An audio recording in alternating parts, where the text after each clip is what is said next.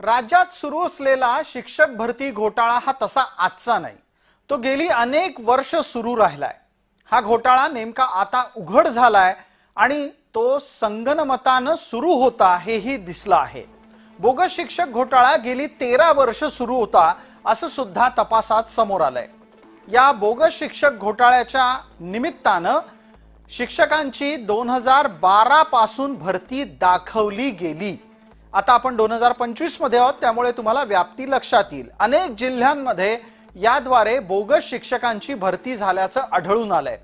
सरकारी शिक्षक भरती गेले अनेक वर्ष बंद असूनही ही बोगस भरती मात्र सुरूच राहिली। उघड झालेल्या माहितीच्या पेक्षा घोटाळ्याची व्याप्ती सर्वदूर असण्याची शक्यता आहे। याच्यामध्ये एक नेहमीचा मुद्दा असा असतो की शिक्षकांनी असं म्हणायचं किंवा शिक्षण व्यवस्थेतल्या लोकांनी असं म्हणायचं की सगळा समाजच भ्रष्ट होतोय, मग तुम्ही आम्हालाच का बोलता? सगळा समाज जेव्हा सुधारेल तेव्हा आम्ही सुधारू।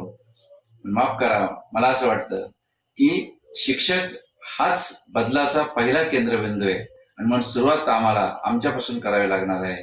किंवा समाज भ्रष्ट झाला म्हणून आम्हाला त्याच्या मागे लागता येणार नाही। मी नेहमी एक उदाहरण देतो की रात्रीच्या वेळी एखाद्या घाटातून रात्राने गाडी चाललेली आहे, सगळे प्रवासी थंडीमध्ये झोपलेले आहेत आणि ड्रायव्हर एकटाच जागा आहे। त्याने मागे पाहिल्यावर तो जर असं म्हटला की साला मीच काय एकट्याने केलंय, सगळे झोपलेत, मी झोपलो तर काय बिघडलं?